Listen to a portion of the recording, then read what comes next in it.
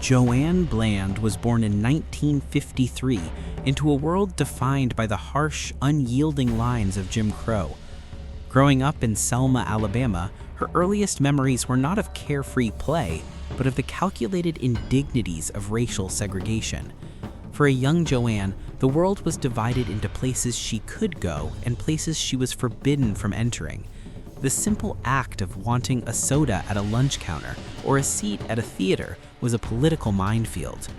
However, it was the death of her mother when JoAnne was only 4 years old that planted the first seeds of activism in her heart.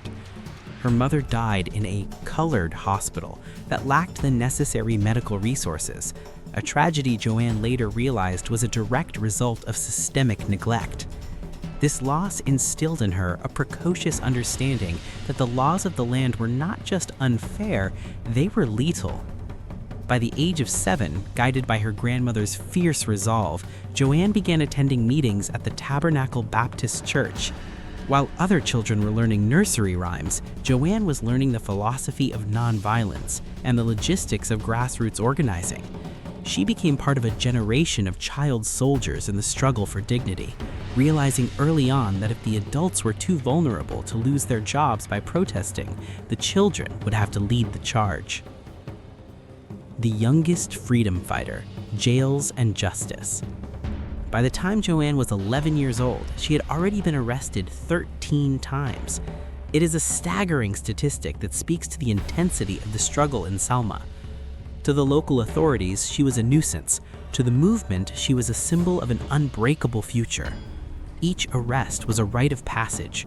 She recalled the harrowing experience of being packed into cramped, sweltering jail cells with dozens of other activists singing freedom songs to keep the fear at bay. These were not mere acts of rebellion, they were calculated assertions of humanity. JoAnne and her peers were demanding the right for their parents and grandparents to vote, a right guaranteed by the Constitution, but denied by the terror of literacy tests and poll taxes. Her childhood was stripped away by the necessity of the movement, replaced by a grit and determination that few adults could claim to possess. The horror of Bloody Sunday. The defining moment of JoAnne's life occurred on March 7, 1965, a day etched into the annals of history as Bloody Sunday. At just 11 years old, JoAnne joined hundreds of marchers as they attempted to cross the Edmund Pettus Bridge, heading toward Montgomery. She walked alongside her older sister, Linda, holding hands as they faced a wall of state troopers and posse men on horseback.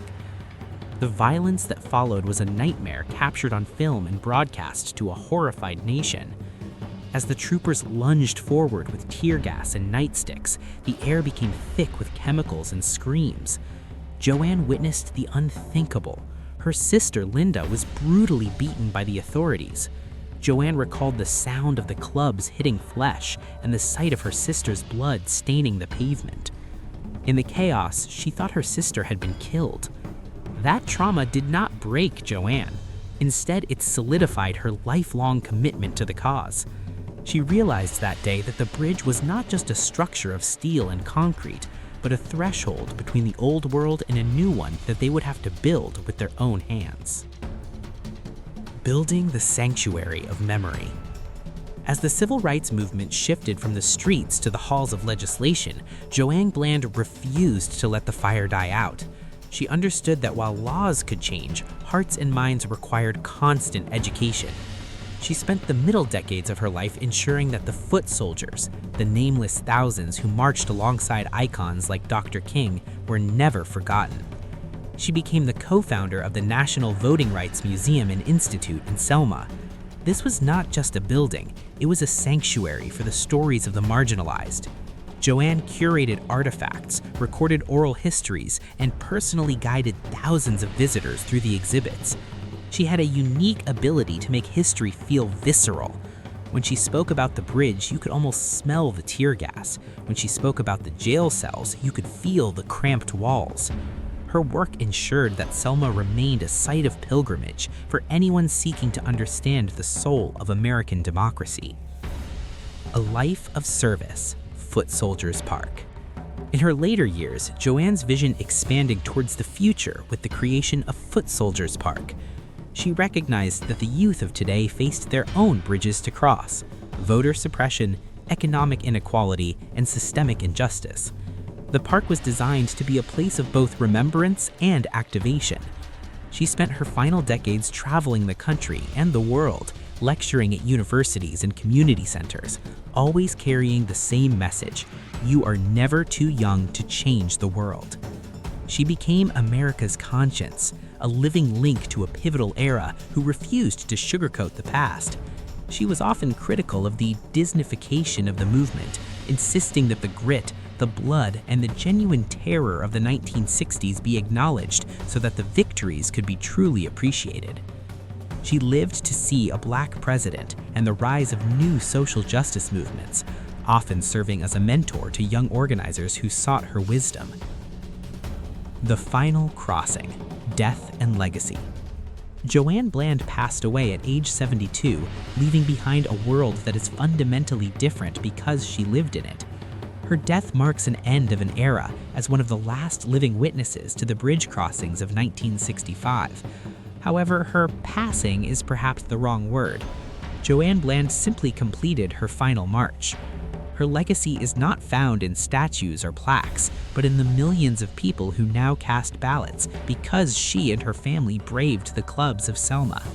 She taught us that democracy is not a spectator sport. It is a rigorous, often dangerous commitment to one's neighbor. She proved that a child from a small, segregated town could grow up to hold a mirror to a superpower and demand that it live up to its promises.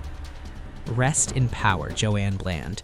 The bridge is behind you, the path is paved, and the next generation now carries the torch you held so high for 60 years. The story of JoAnne Bland is a profound symphony of resistance that began in the segregated air of Selma, Alabama. Born in 1953, JoAnne's journey started with the sharp sting of systemic injustice. She lost her mother at the age of 4 because the local colored hospital lacked the necessary blood for a transfusion. This tragedy transformed a small child into a seeker of justice.